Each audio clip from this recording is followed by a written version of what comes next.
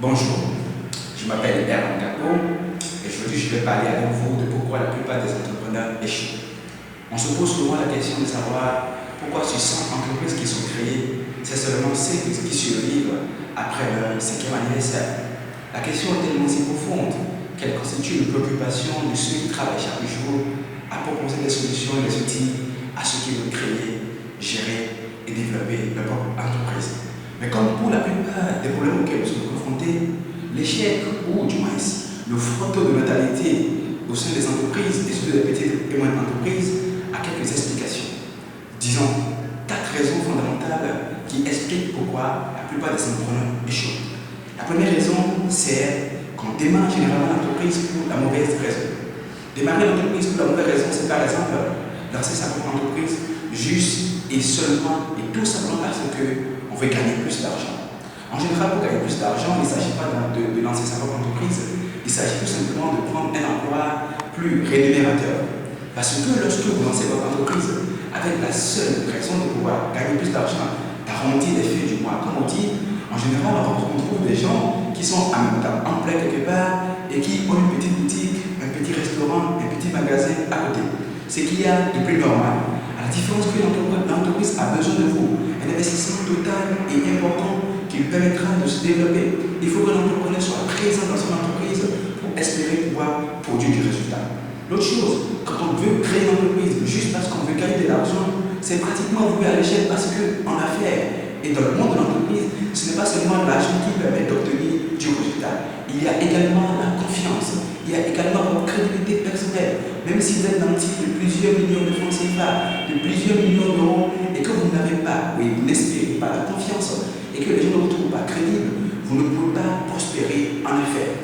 La crédibilité faisant étant une source essentielle pour développer son business, il faut aller au-delà du besoin d'avoir de l'argent. Parce que ce n'est pas que ce qui permet de produire des résultats. Et surtout, les entrepreneurs qui réussissent sont des hommes engagés, qui veulent d'abord servir les autres, qui veulent d'abord proposer des solutions aux gens avant de gagner ensuite de l'argent.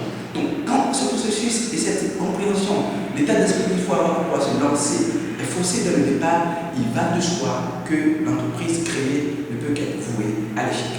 L'autre raison qui fait que la plupart des entrepreneurs échouent, c'est le manque de compétences. Prenez quelqu'un qui démarre sa propre entreprise, il vous dira, j'ai déjà vu comment les gens font. Je connais la manière dont ça marche ici. Mon oncle m'a expliqué, mon ami m'a expliqué. On m'a dit comment est-ce que le système marche. Je n'ai pas m'adapter au système et je m'en sortirai. Or, créer, gérer et développer une entreprise nécessite un certain nombre de compétences. Compétences en gestion, capacité à vendre, capacité à gérer le personnel, capacité à développer l'entreprise, capacité à rêver grand et établir des plans qui permettront à l'entreprise de se développer, de devenir une entreprise qui propose une valeur unique que beaucoup de gens cherchent à avoir. Tout cela nécessite un minimum d'informations, un minimum d'outils, un minimum de formation, ce qui fait que la plupart des gens qui ne s'arrêtent pas pour améliorer leurs compétences en matière de création et de gestion d'entreprise échouent généralement. La troisième raison pour laquelle la plupart des entrepreneurs échouent, c'est la non-maîtrise du marché ou du moins une méconnaissance du marché. Quand un besoin existe, il ne s'agira pas de s'approprier et de dire si je trouve la solution, je vais résoudre les problèmes. Il faut poser la question au marché. Il faut d'abord savoir quelle quantité de personnes, du moins combien de personnes peuvent être appelées à consommer votre produit, quelle quantité ils vont acheter souvent et quelle est la fréquence suivant laquelle ils vont acheter le produit, quel est le prix auquel ils souhaitent acheter le produit, quels sont les autres facteurs du marché, de l'environnement qui pourraient influencer l'achat et la vente du produit que vous allez offrir. Quel est le bon endroit auquel vous devez offrir le produit pour pouvoir espérer vendre? Qui d'autre offre déjà le produit sur le marché et qu'est-ce qu'eux y offrent que vous devez absolument offrir pour espérer exister et survivre? Qu'est-ce que vous devez offrir pour pouvoir les dépasser, être celui qui est préféré et pouvoir voir vendre se développer sur le marché? Ces éléments doivent être obtenus de façon préalable pour s'assurer que l'entreprise qu'on s'en va lancer va produire du résultat. La quatrième et dernière raison pour laquelle la plupart des entrepreneurs échouent, c'est la croissance mal maîtrisée. En général, parce qu'on n'a pas un plan dès le départ, on ne surprit pas le développement de son entreprise.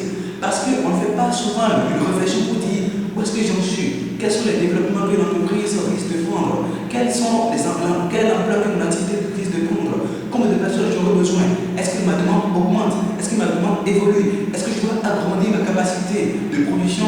Lorsqu'on n'a pas réfléchi au préalable, plein milieu de la gestion de l'entreprise. Pourquoi essayer d'avoir des plans sur le moyen, voire le long terme pour se préparer, dégager, préparer les ressources nécessaires pour pouvoir faire face aux besoins futurs de l'entreprise? On est souvent amené avec les exigences de développement, on est souvent amené avec les exigences de croissance. Et quand on est surpris par la croissance, on a du mal à la maîtriser. Et cette mauvaise maîtrise de la croissance fait qu'on est souvent confronté à des problèmes de trésorerie, à des problèmes de mobilisation des finances, à des problèmes de partenariat qui sont déterminants dans la résolution, du moins déterminantes pour pouvoir espérer faire grandir son entreprise. Voilà quelques raisons qui expliquent pourquoi la plupart des entrepreneurs échouent. Cela ne justifie pas le fait qu'on va être pessimiste. Il suffit que nous travaillions chaque jour pour nous assurer de ce que nous disposons d'une vision claire de là où nous voulons aller. Nous voulons aller au-delà de vouloir gagner simplement de l'argent, de vouloir offrir un service qui satisfait d'abord les gens et qui les satisfait à tel point où ils sont émerveillés, ils sont